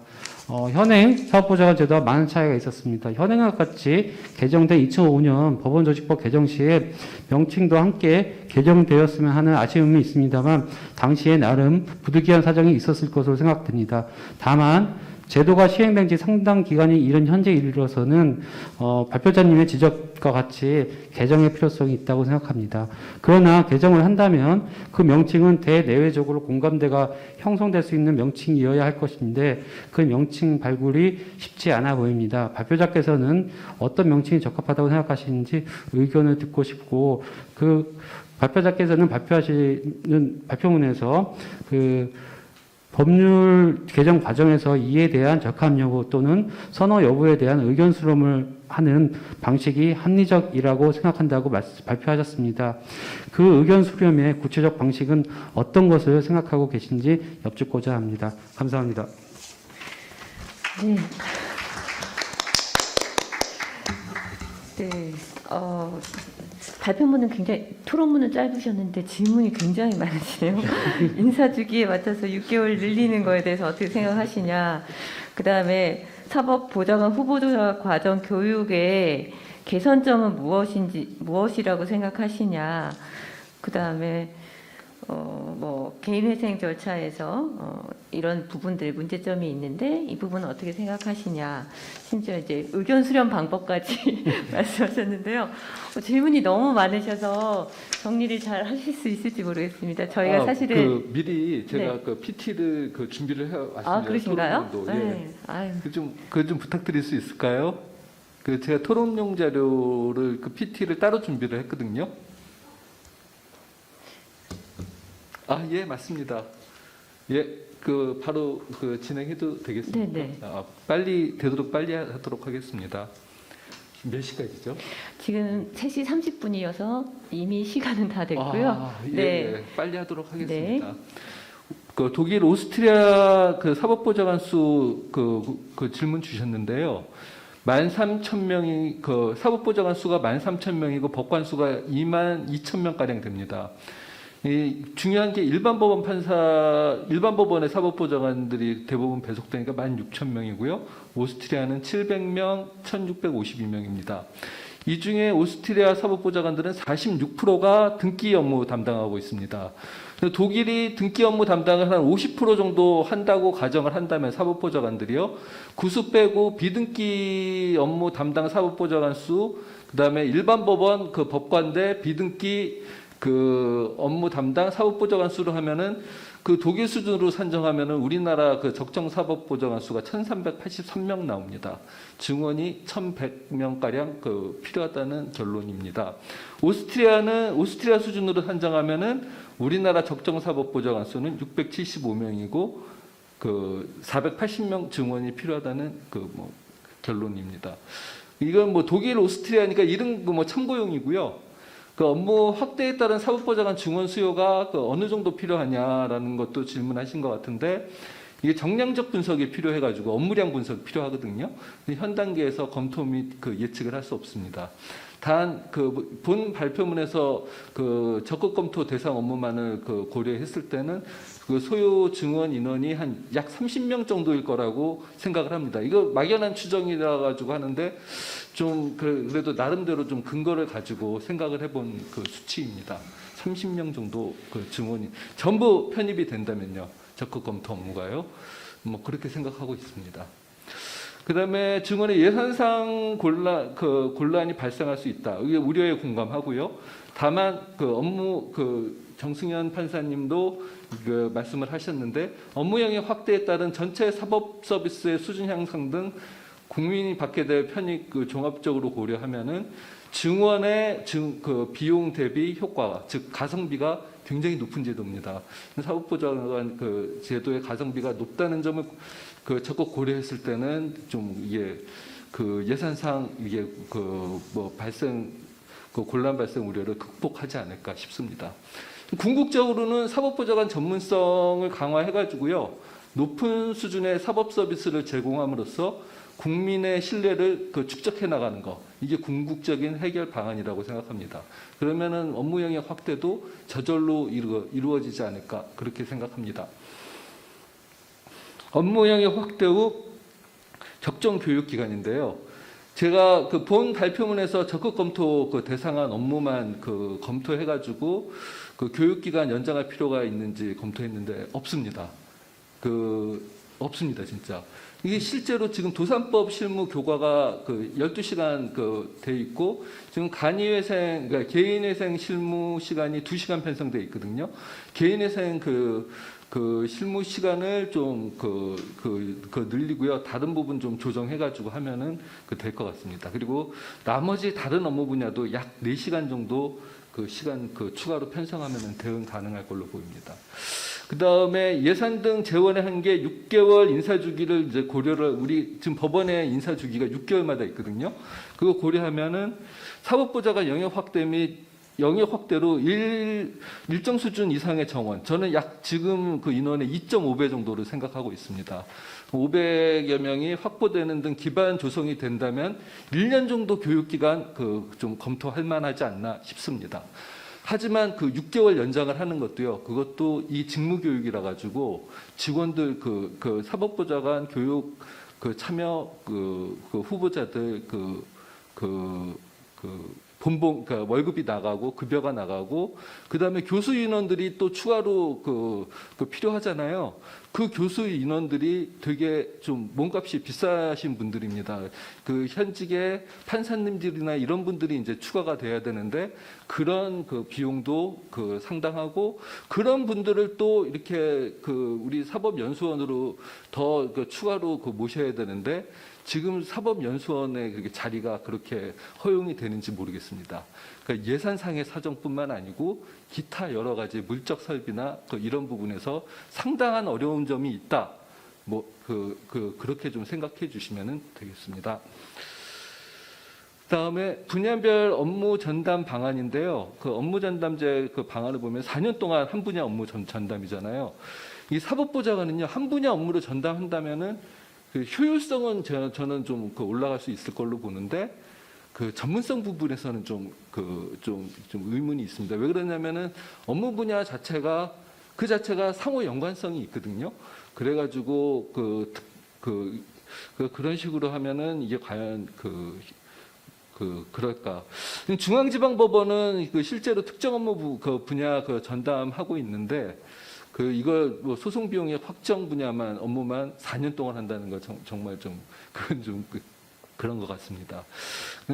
나머지 5명 정도 인원의 사법보좌관 5, 6명 배치된 지방법원 경우 4년 업무 전담이 반드시 효율적이라고 보기 어렵고 소규모 지원 같은 경우는 그 전담 불가능합니다. 근데 특히 그 지방법원 본원하고 지원하고는 순환근무가 이루어지거든요. 대부분 사법보좌관님들이 대도시에 살고 있기 때문에 순환근무가 이루어지는데 이러면은 지방법원 지원에 계신 분들은 본원에 못 와요. 업무 전담제를 하면은 현실적으로 곤란한 방안입니다. 현재 그 인사운영상 좀 어려울 것으로 검토를 했습니다. 그다음에 업무 영역 확대 관련인데 그 담보사유 소멸 에 관해서 의견을 주셨는데요.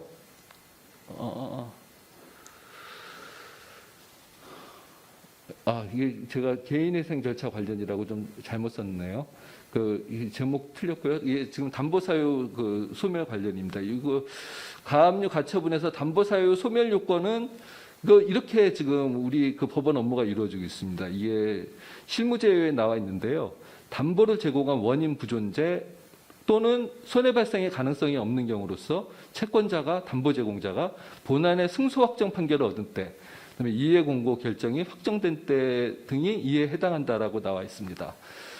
이게 그러니까 실무상은요 대부분 그거 제출하고 있습니다. 확정된 이행 공고 결정이나 지급 명령이 제출이 됩니다. 그러니까 대부분 그러니까 검토가 되게 이름 편하죠.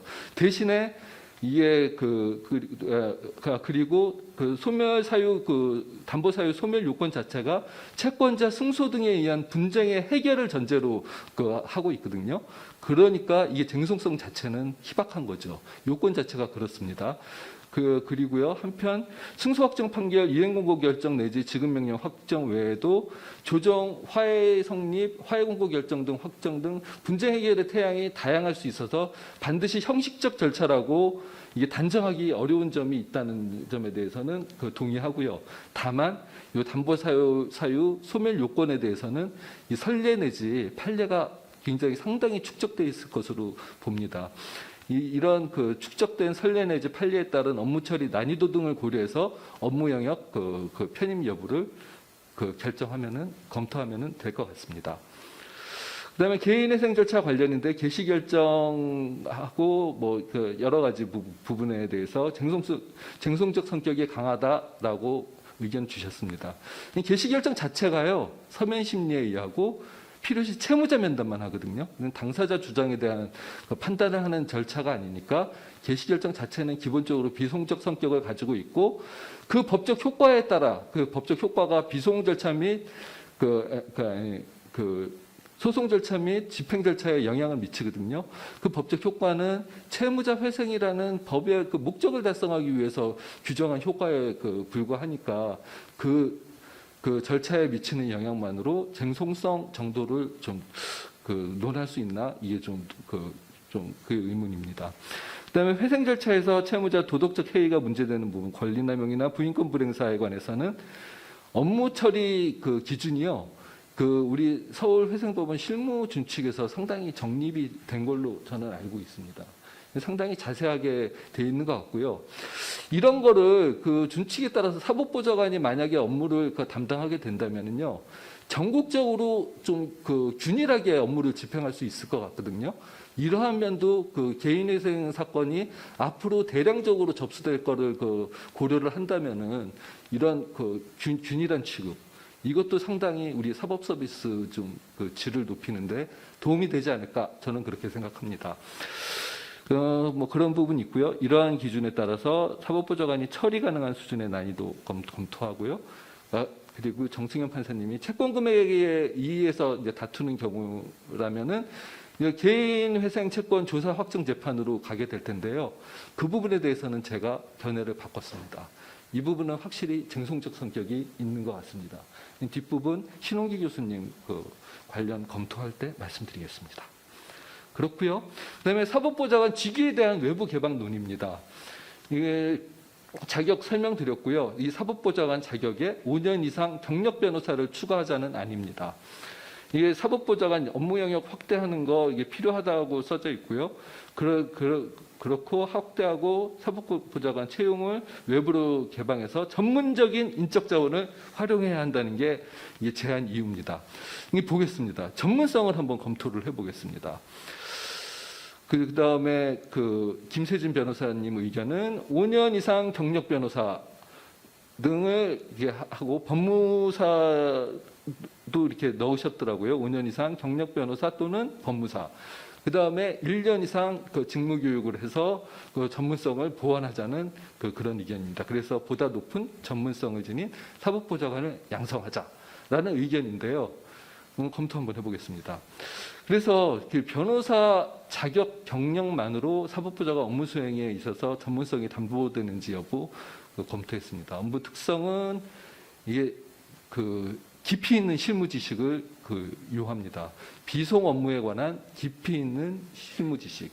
이런 실무 지식이 법률 이론의 학습만으로 대체할 수 없는 전문적인 실무 지식의 습득을 요하는 업무고요. 그런데 변호사 자격 취득이나 변호사로서의 이런 경력이 여기에 부합하는지를 검토를 해보겠습니다. 변호사 자격 취득은요, 제가 검토한 바로는 강제집행 등 사법보좌관 업무 관련 실무지식 습득과는 관련성이 희박합니다. 일단 시험을 이쪽에 거의 시험 문제가 안 나오더라고요. 민사집행법이 출제가 안 됩니다. 민사법에서 한 문제 정도 출제하는 걸로 알고 있고요. 그 다음에 제가 외부 강의를 가면은 뭐 신임 검사 연수라든지 여기서 재판연구원 과정에서 물어보거든요. 여기서 혹시 로스쿨에서 민사집행법 선택해서 들으신 분 계시냐고 말씀드리면은 한 3-4분 정도, 많아야 3-4분 정도 이렇게 계시더라고요. 그래서 요 자격 취득만으로 전문성이 담보되지 않는다. 이거 말씀드리고요. 그다음에 두 번째로는 이 경력으로 그러면 업무 수행에 있어서 전문성이 담보되는지를 검토했는데요. 비송 업무를 거의 일단 소송 업무는 변호사님들이 전문가라고 생각을 하지만 비송 업무는 이 경력 기간 동안 몇 건을 과연 하셨을까, 이게 상당히 의문입니다. 그래서 그런 부분 검토를 했고요. 그래서 좀 어렵겠다라고 검토를 했고요. 전문성이 자격 내지 경력으로 담보되지 않는다는 걸 검토를 했습니다. 그다음에 형평성 문제를 검토를 했는데요. 사법보좌관 제도의 일원으로 들어오려고 그러면은 같은 일을 하는 사람인데 비슷한 경력을 거쳐야 되지 않습니까? 근데 법원 우리 같은 경우는 변호사들 지금 많이 들어오고 있습니다. 지금 한 기수에 10명 정도 법원 행시를 통해서 채용하는, 임용하는 인원이 10명 내외인데요. 그 중에서 한 2명 내지 4명의 변호사 자격 소지자가 들어오고 있습니다. 현재요. 그랬는데 이런 분들이요. 법원 사무관으로 입직한 경우에 통상 9년 내지 9년 짧습니다. 지금 최근에는 10년입니다. 10년 이상의 근무 경력을 거쳐야 사법보좌관 후보자에 지원할 수 있습니다. 그러면은 5년 이상의 그 법원 그 실무 경력도 아니고 소송 그 실무 경력하고 10년 이상의 그 법원 실무 경력하고 비교했을 때 5년 이상의 경력만으로 임용이 된다고 한다면은 형평성 문제가 발생할 수밖에 없습니다. 요 근무 경력 문제는 좀 그 상당히 좀 그 신중하고 심각하고 진지하게 좀 고려를 해 주셨으면 하는 의견이고요. 그래서 그 업무 능력 검증도 우리 법원에서 그 직무 경력을 거쳐야 되지 않나 뭐 그런 생각입니다. 교육기간 그 연장 의견 검토인데 아까 제가 계속 설명을 드렸는데 현행으로는 그 곤란하다. 최소 한 500명 정도 이상 정원이 확보된 이후에 연장이 그 검토가 될 수 있는 문제니까 그렇습니다. 뭐 기본적으로는 그 외부 개방을 반대하는 그 취지가 아니고요. 이 상당한 수준의 그 근무 경력 요건을 어떻게 만들 것인가 그 부분에 대해서 그 상당히 고민이 좀 필요한 걸로 보입니다. 법무사 경우 그 마찬가지입니다. 법무사는 차라리 시험에 그 오히려 그 민사집행법, 공탁법 1차 시험에 다 들어가 그 있으니까 사법보좌관 그 실무와 어느 정도 그 관련이 있다고 그 생각이 되고요.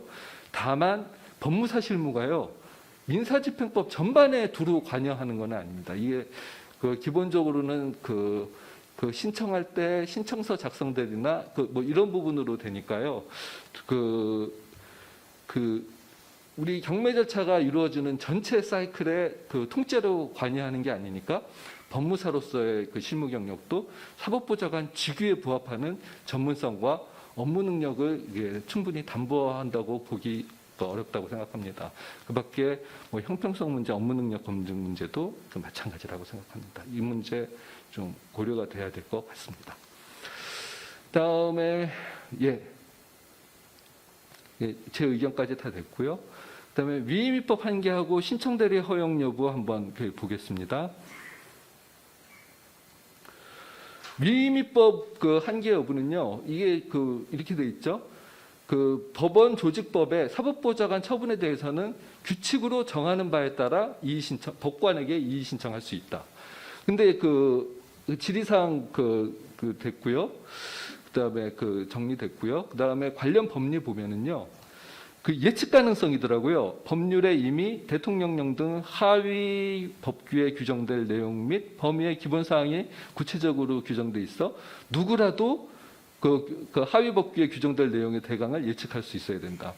축적된 특히 대법원 규칙 같은 경우에는 법원의 축적된 지식과 실제적 경험의 활용, 규칙의 현실적 적응성 뭐 이런 측면에서 구체성, 명확성의 정도는 그 다른 규율 영역에 비해서 완화될 수 있다라는 법리가 있습니다. 근데 제가 검토한 바로는요. 위임 입법의 한계를 위배했다고 보기 어렵다는 의견입니다. 왜 그러냐면요. 규칙이 정하는 바에 따라 법관에게 이의 신청을 할 수 있다. 그러니까 이의 신청 방식 등 이의 절차가 대법원 규칙에 정해질 것임을 이 문헌 자체로 예상 가능합니다. 예상 가능하고요. 본질적인 거는 이 일을 통해서 법관에 의한 재판이 보장이 된다는 겁니다. 본질적인 거고 나머지는 기술적인 세부 절차에 불과하니까 위임법의 한계를 위배했다고는 좀 보기 어렵다는 의견입니다. 시간. 네. 실시간까지 다 쓰셔가지고. 그다음에 법무사 신청 대리 허용 여부는요. 이거는 우리나라 입법례로 일단 개인 파산 및 개인회생 사건 신청 대리가 지금 허용이 돼 있고요.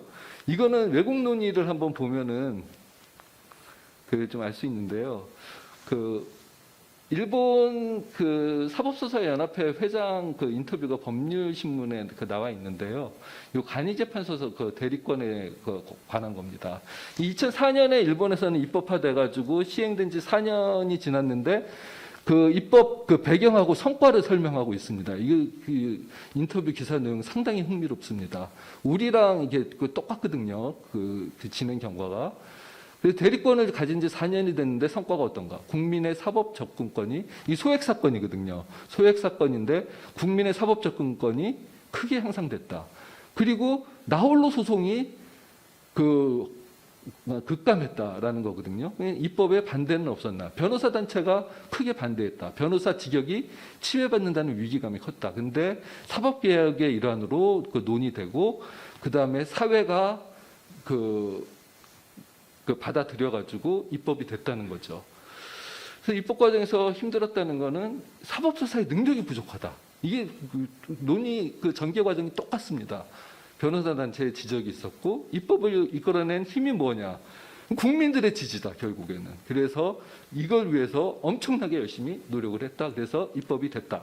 뭐 이런 스토리인데 그 앞으로 그 신청 대리 그 허용 여부에 대해서 좀 시사하는 바가 좀 크다고 생각을 합니다. 하고요. 그 다음에 토론자 질의 개선할 사항이요. 개선할 사항은 아까 5개월 너무 짧다고 말씀하셨잖아요. 사법보좌관 전용 지금 이러닝 센터가 없습니다. 교육원 이러닝 센터, 그다음에 법관 그 전용 이러닝 센터 너무 다들 훌륭한데요. 사법보좌관은 이게 그 전용 그게 없습니다. 보좌관 그 교육하고 이거를 사법연수원에서 담당을 하고 있는데 아직 이게 그 플랫폼이 개설이 안 돼 있습니다. 이 플랫폼 개설하고 맞춤형 이러닝 콘텐츠 그 제작해가지고 계속 보급하면은요, 이거 교육기간이 그 짧다. 이 업무상 그 수시로 찾아보면 되거든요. 내가 집행본 부여명령 할 때는 그 부분 찾아가지고 그 공부하면 되고요. 효율도 이게 훨씬 더 클 거라고 생각합니다. 요게 앞으로 그 사법연수원에서 이게 좀 추진을 하면 어떨까 이렇게 생각합니다. 평점 관련 문제점은 막 이랬는데 정성적 평가 지표를 그 발굴하자는 겁니다. 이게 제도에 엄청나게 기여하시는 분들이 많거든요. 그 획기적인 연구나 그 다음에 효율적인 업무 매뉴얼 이런 부분을 이런 성과가 과소평가되는 문제점이 있는데 이러한 그 요소를 고려한 평가 기준을 마련을 하자 그런 의견이고요. 승진 관련 문제점은 뭐 전문성 그 반영 미흡 어쩌고 저쩌고인데 이게 전문성을 확보하고 강화하자면 승진 기회를 시스템을 투 트랙으로 하자. 사법보좌관으로 근무만 하면은 우린 승진 못 하거든요. 10년 동안 사법보좌관으로만 근무해서 승진 지금 못 합니다. 근데 이런 분들도 그 기여한 그 바가 일반 보직과장님하고는 또 이게 다르거든요. 이 투 트랙으로 운용을 해가지고 이쪽 사법보좌관 그 전문가들이 좀 심사에 참여하고 해가지고 이런 쪽도 그 기회를 보장하자 그런 취지고요. 일반 보직과장과 지금 다 쓰셔가지고 시간을 이제 혹시 마지막 부분에 이제 핵심 키워드만 몇 개만 딱 1분 안에만 마무리해 주실까요? 그 시간을 많이 잡아 먹어서 좀 송구스럽고요. 마지막인데 결국에는 그 사법보좌관 제도가 앞으로도 업무 영역을 확대해서 성공적으로 그 발전하기 위해서는 결국에는 그 전문성을 그 강화를 해가지고 그 우리 국민들의 신뢰를 얻어 나가는 부분이 가장 크다고 생각합니다. 그러기 위해서는 앞으로 운영상에서 좀 창조적인 아이디어나 뭐 그런 부분을 그 활용을 하고요. 제도도 좀 더 우리 그 합리적으로 개선을 해가지고 제도가 발전돼 나가는 그 계기를 마련했으면 좋겠습니다. 감사합니다. 네, 그 뜨거운 발표와 토론 내용에 대한 검토에 감명 깊네요. 시간을 저희가 쉬는 시간까지 다 써버렸습니다. 그래서 안타깝지만 플로어와 그 온라인 질문을 받기가 어려울 것 같습니다. 지금 그 발표자분께서 권형민 강의심의관님이십니다. 이름 잘 기억하셨다가 이메일로 질문을 하시면 정말 상세히 답변을 해주실 거라고 생각합니다. 네, 훌륭한 발표와 토론을 해주신 발표자와 토론자분들께 뜨거운 박수 부탁드립니다. 제1주제 발표 및 토론에 참여해 주신 모든 분들께 다시 한번 큰 박수 부탁드립니다. 이것으로 제1주제의 발표와 토론을 모두 마치겠습니다. 지금부터는 약 10분간 휴게 시간을 가진 후 4시 5분부터 제2주제 발표를 시작하겠습니다. 편안히 쉬시고 잠시 후 다시 뵙겠습니다. 행사장 뒤편에 음료 등이 비치되어 있습니다. 감사합니다.